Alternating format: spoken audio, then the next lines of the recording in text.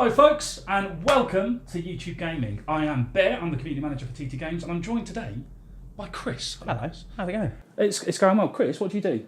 I am a producer for TT Games. And what does a producer do? Oh, that's the most loaded question I've ever had in my life.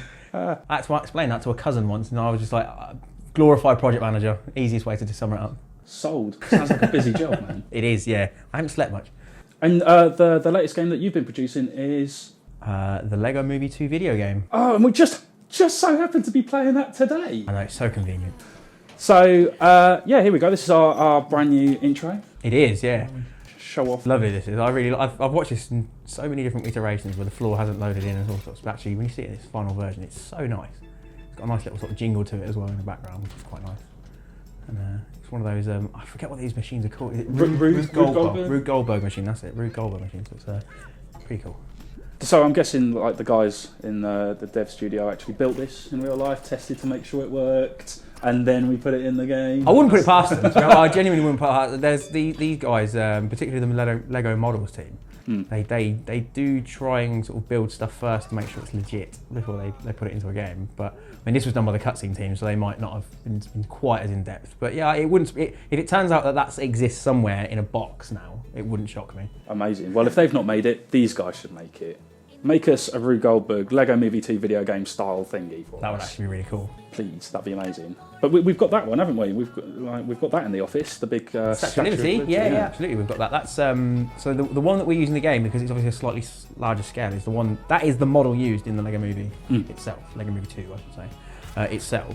And obviously Lego have their sort of sellable version that they have. But also we've trying to use a bit of both where we can, but that is actually the Animal Logic movie asset being used. Amazing. And sort of stretched into the game. I didn't actually know that. That's really cool. That is their model. They saved us a lot of time by sending that to us. Legend. I only just noticed there's a guy in her nose. You see that? In the nose? Yeah, there's a character in her nose a minute ago, just popped out and popped back in again. It's the first time I've seen that. So yeah, let's fire off a new game. Let's see what we get. And this is obviously, this follows the events of the Lego Movie 2? Yeah, this follows the story. There is a little bit of deviation where we've needed to adjust for gameplay purposes, which is pretty standard for movie tie-ins, to be honest. So some characters sort of appear in places that you don't necessarily see them straight away in the movie, but we do use them throughout, and what we try to do is introduce new characters at stages where you need a new character, you need a new ability, you need a new something going on there. Yeah, and we'll see a lot of the characters and abilities shortly, actually, because there's a lot to kind of show off, really. Yeah, there's a lot to this. The first level does sort of introduce most of those mechanics straight away. There's some that are locked off until the end, some that you get in the middle, but the sort of major ones that you'll use throughout the game are definitely in the first level straight away. So we just teach you off the bat. Here's how you play this game. Off you go. Teach you off the bat, man. Oh, he's the second quest giver in the game, isn't he? He is, yeah. How could you? And he does teach you, doesn't he? He does. Switch your characters. He does. Tumble in it around. Use the sticks.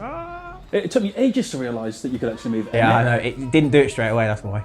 Here we go. So this cutscene obviously follows off from the end of the original Lego Movie. Yes.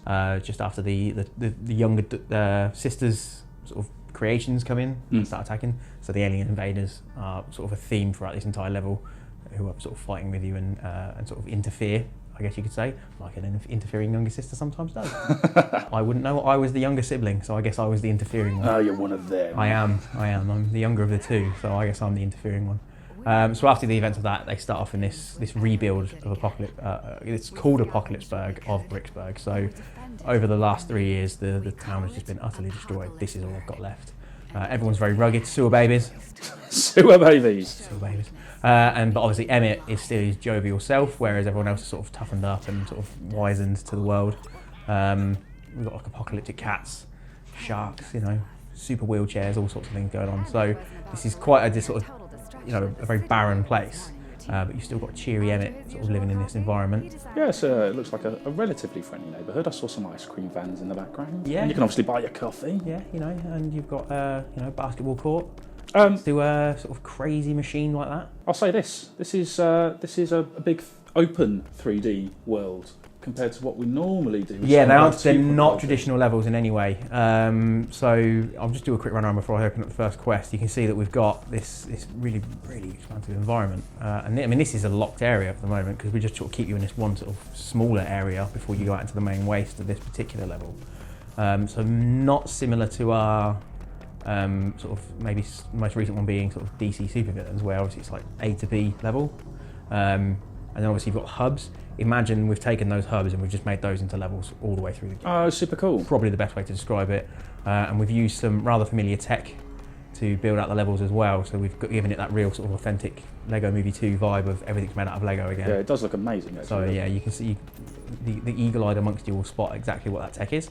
But there is also a lot more sort of artwork buried in there as well. These buildings, for example, are sort of hollow rather than being sort of something you can just go in and mess around with. So we've taken the best of several worlds of our experience and mashed it into one big super hub game. It's really cool.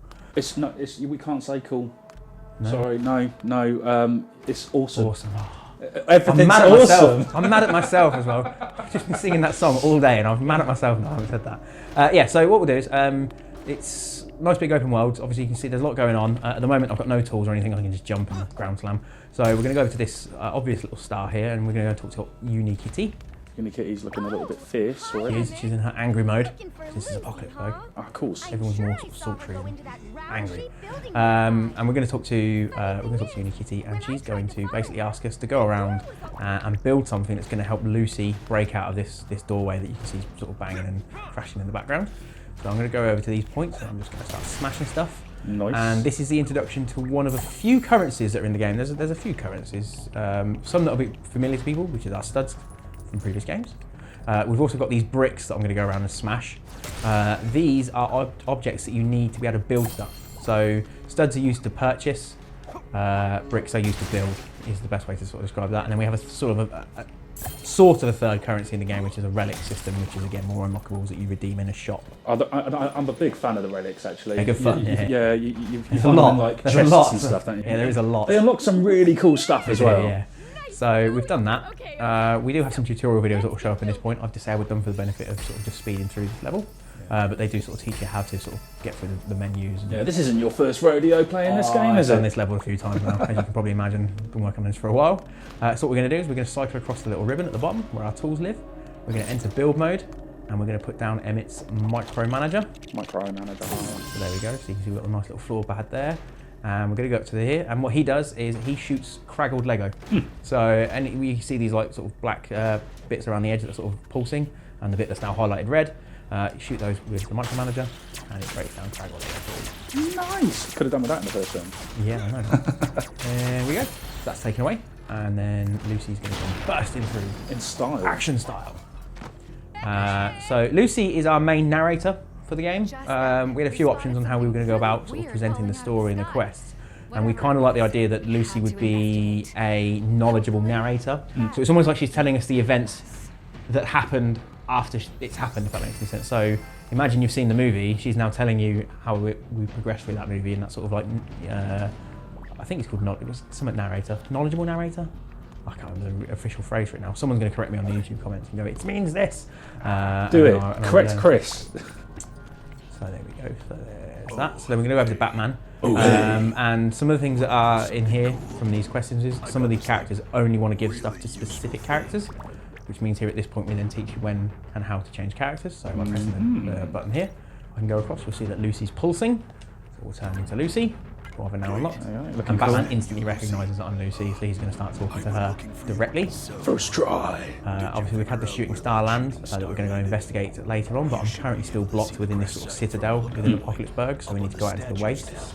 But to do that, I've got to go and do a few new things first. So we've got these scanning binoculars. And what do the scanning binoculars do? So they help us basically, as you imagine, scan things. Oh. So we're going to hold down our button here, square on the PS4, and I'll go to these boxes. You can scan these boxes as well. So they're pink junk boxes. So that's just something that lives in your inventory for the later world where you're able to place stuff down. You're able to use that. In this particular instance, we're also going to unlock the bouncer, which is a sort of Lucy's item, I guess you could say, it's associated to her colour scheme. And what we're going to do is we're going to get some of the bricks. And before I do anything else, what I'm going to try and do is just to sort of demonstrate this currency system a bit more to you. So at the moment it's telling me that I need 2 pink, 2 black bricks. I don't have those, so I can't build it. Smash the pink junk boxes. I'm going to smash the one. Oh, that makes so much sense. It's this logic, isn't it? I'm going to smash this one as well. I'll take the bricks later. Ha. And then we'll come across and we'll place it down. Obviously we've given you a rather convenient sort of call out on the floor. Those don't exist every single place throughout the game. The idea is, again, introducing you to where these things go. And in the game you can start messing around and put them. You can place those anywhere you want. Anywhere flat, those things will go. So you can just, in the middle of this road, I can just turn around right now and just plonk one down, and I can just use it as a bounce pad if I want to. So the idea is, that's really interesting. Beep beep.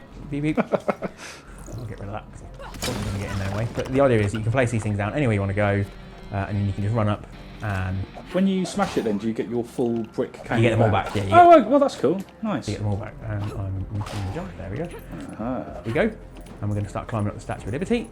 And more here, in case you hadn't done what I did and collected more bricks later on. But I like storing bricks for later, because later on in some of the other worlds, if you're particularly like a bit of a speed run fan, there are places where in some of the later worlds you can either go the long way around, or if you start getting quite strategic with these, you can go up the side of a cliff face pretty well. Are we setting down a challenge for our viewers? We can do. I mean, I know what time our QA team can do it in. I'm not going to share that publicly just yet. But if people can start showing me a timestamp with their 100% meter, it's on. There you go. See what you speed. Make it happen, folks. Show us how quick you can complete this. I've seen our QA team do it very quickly by using those bouncers to go and just skip certain sections of like round walkways and stuff. They're just like, I'm going up that mountain, bang, bang, bang, bang. So it's pretty cool using that, and then you can use some of the other tools to sort of do that as well. Awesome. So we've gone up here, and he's directing me to go towards Metalbeard, who's in this like new sort of crab form. And I'm just going to slide down here and pick that up. Those are important, those purple bricks, but I'll explain what they are a little bit later on. Oh, I was going to ask. You'll see, a little while. So Metalbeard's going to open the gate for me, and he's just going to let me know that this is not a safe place now. So basically, from this point on, enemies are active. We've taught the basic tools of the bouncer, where the build menu is, cycling through the ribbon, and you've got the scanning binoculars as well. He's going to give me one of those masterpieces, as they're called. And we're going to head on into the wastes. I'm going to head over to where my pants guy is, and Alien Invader. Where's his pants? Where are his pants? It's been years. He'll never find them. Probably sold them. Currency. Pants must be currency in the wastelands, right?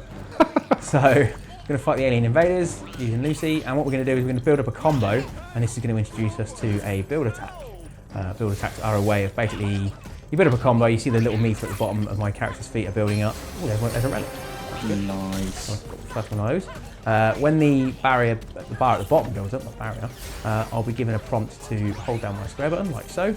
Oh, I love this. And yeah, and then you just do a quick build. So a bit of a QTE, just like that. With all the the official numbers around. They are the actual numbers for those pieces as well. They've gone for that. Super cool. There's Lucy's build attack. Hers is a giant speaker. That's like an area of effect. So anything that's within a pretty wide radius of that speaker system, you instantly defeat them, and they go away. He's going to be grateful and tell me, yeah. Looking for that thing up the sky, so obviously we're still chasing down the sort of shooting star that we saw earlier. Yeah, yeah. So we're going to go up onto here now, and this is where we introduce the concept of these items, sort of like I mentioned with the speedrun idea, really, of putting them down in certain places to do things. The idea being that these things can then be linked to other ways of traversing around. So this is a grab wall, so we'll go up to here, we'll bounce off of it, and bang, straight onto the wall, so she climbs onto that. Ooh. So that kind of gives you a bit of an introduction to actually how you can use these things to advance yourself into different areas, because there's quite a few of these walls sometimes just sort of dotted around. But obviously if you've got, say, something like this sort of hill here, which you can go up, if there's one that's just slightly too high, you can just put a bounce on and go onto the next one. So there's like I said, there are ways of getting in and around the world pretty quickly if you get quite good and familiar with those bounces in particular, but all the builds have some sort of use in terms of speeding up the process as well. It's really nice to kind of offer fans this kind of like unparalleled freedom. I mean, I know we've had hubs in the past, but yeah. The way these are built, with the full 360-degree views and with all the proper Lego models, it's really cool. Yeah, it's great, and obviously because we've been able to work really close with the filmmakers, we've had a really good chance to see their world progress. So that's given us hints and ideas of how we should be building out, particularly the expanses and the wastelands and everything, and things like the really cool car chases and stuff. It's like, okay, how do we make that into unique gameplay without losing this effectively? So things like races happen in the wild wastes as well. You get like races and escort challenges, and we have a pit, like a Thunderdome style pit, where you go in and you fight the various stages of Alien Invaders, and you get like a brick at the end of that. So there's a lot to do there. And the other trick with this scanner is it can scan for hidden objects. So you can see that there is a ship flying around here. We're going to introduce ourselves. And this is your first glimpse of the Formidable, which is obviously the ship of Sweet Mayhem.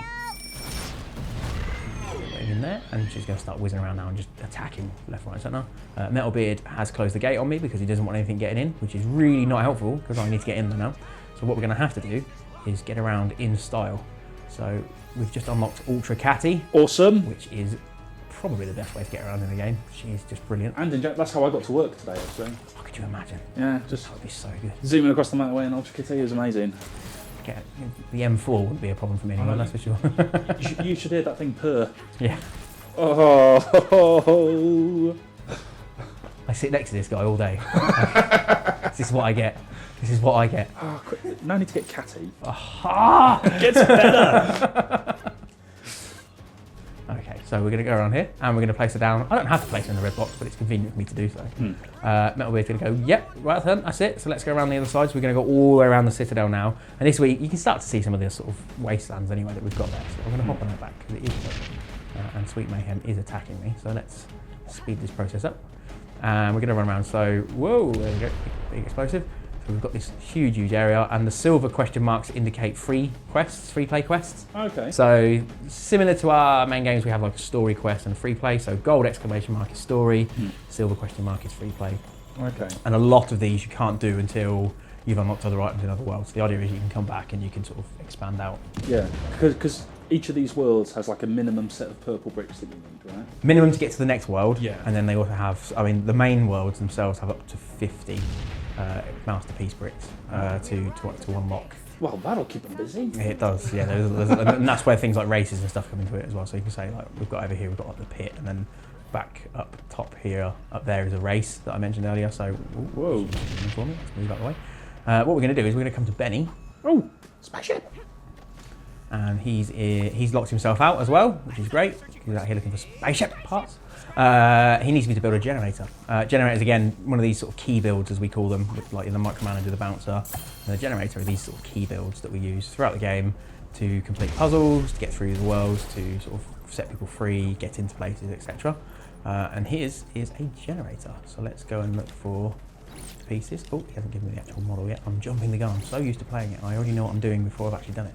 There we go. So he's going to give me the build, which is this generator. There we go. Groovy. I mean, awesome. Let's just place that down there. And that's going to open up the gate. And then this is, again, the next thing you're going to see is me combine generator and bouncer to get to other places. So the idea is that these things can interact, and we can have like lots of, just having up to, I think it's 6 total key builds. There's a lot of ways we can use those and interact with them and sort of give you a different variety of puzzles with doing so. So for example, I'm going to have to get up to a high place to put a generator down, so use a bouncer to build a generator to move on, sort of thing. So we're going to head over here to Mersha. Mersha the mermaid. Oh, look at that. And Batman's locked everyone out of his bat cave. So we're going to have to just run across here. And this generator is just going to open up these 2 units here. And that's going to start spinning, but it's not going to quite be enough. So then we'll come over to the left, and this is again where I mentioned we're going to start combining these builds now. So we're going to go bouncer, which is going to let me up to the high point, which then means I can put a generator down. And this sort of does escalate as you progress through, and when you start unlocking like crazy items, like for example, Unikitty's wand is like a painting tool where you can go around and start painting stuff, but you've got to use a generator to move things open to expose the thing that needs to be painted and stuff. So there's a lot of sort of interactability between all the objects in the game as well. So we've got some really good ones. We're about to get another key build in a moment, which is called a thumper, which is used to sort of destroy dirt mounds that enemies come out of, or to help set things free that maybe are slightly stuck. Particularly in one of the jungle levels later on, you have to sort of smack the floor, and it causes like a hive of insects to come out and sort of clamp all walls. Oh yeah, I've seen that. For those. So these things, they do have quite a few uses going through. We've got more invaders, so let's just deal with these guys first. Let's show them who's boss. Bump down. I mean, Metalbeard could be helping me, couldn't he? What's he doing there? He's panicked. He's frozen. It's all gotten too much for him. There we go. And last one. Expertly done. So that's cleared out. Scurvy scallywags. I do like Metalbeard's speeches. Even Metalbeard ends up becoming useful, doesn't he? He is an object. So obviously anyone who's seen the movie sees that an inconvenient part of the movie where he's being chased by Sweet Mayhem basically just loses his body and he's just a talking head. And we thought, that's brilliant. We're going to turn that into an object, one of the major objects of the game. So the idea is that you throw his head onto stuff and he possesses it. So things like doors or other creatures or cranes. There's this entire level where you have to have these huge cranes and you just throw his head on it and he just overtakes the crane. And it's brilliant. It's such a great little tool for us to be able to sort of given a chance to open up and make funny use of what happens in the film, but beyond the point where you see it as well. And of course, we showed that to people like LEGO and everyone else, and they're like, "This is brilliant. Just more of this, please." So yeah, we've found some really sort of interesting ways of expanding on the main roster of characters beyond just the most obvious stuff. So, because obviously what we've tried to do as well is we've tried to have compatibility with everything, with everyone. So later on, you'll unlock Unikitty, Metalbeard in that form as well, and then these like sort of micro minifig form as well. But also as well, people like Sweet Mayhem, who is obviously the mini doll, which is a different character to the minifigure, because they're a bit taller. Mini dolls are a little bit taller. We needed to make them compatible with everything, so we've had to really rethink how we animate and how we rig things up and what things are interactable. Yeah, I think this might be the first game where we've had LEGO friends and minifigures. Yeah, the LEGO Mini Doll is the first time it's been in on one of our console games and PC games. We did do a DS game many years ago, but that was only with the Mini Doll in it. We didn't have any cross compatibility or anything like that. So this is the first time we've actually introduced both. And then also on top of that, you've got things like Unikitty, who's very unique in her shape and form. I think most importantly, we've got characters from the Fabuland range. Yeah, I know, right?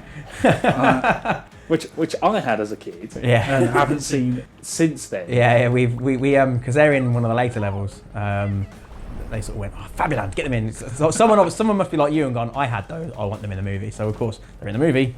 Got to put them in the game. So we put them in. So the Fabuland dogs and cats are in later on in the last level. I've probably spent the most amount of time playing this game as is it a Terry Terrier? Terry Terrier. Yeah, the Fabuland dog. He's just such a chipper, cheerful character. Okay, so this is another key build, which is a sprinkler. These have multiple uses. So obviously, putting out fires is the most obvious one, but then obviously there are some levels later on we have like plants that need to be grown rapidly, and Unikitty's sprinkler does that for you. So let's do this, and here comes the best sound effect in the game, I think, in my opinion. That's probably because I've heard it so much. Wait for it. Huge cannon. Let's have a fight. What's player 2 going to do? Wow, that is something. So yeah, the whole game is in co-op as well, and you can do everything and everything. You can run off to other sides of the world and all sorts. So you're not tied in anywhere. Is it worth me grabbing a controller? If we've got another one in the room, you can certainly try. Right, I'm gonna have a hunt for a controller. Let's have a. I think I found one. Let's see if it works. I'm just hiding behind the camera whilst you're having all the fun, Chris.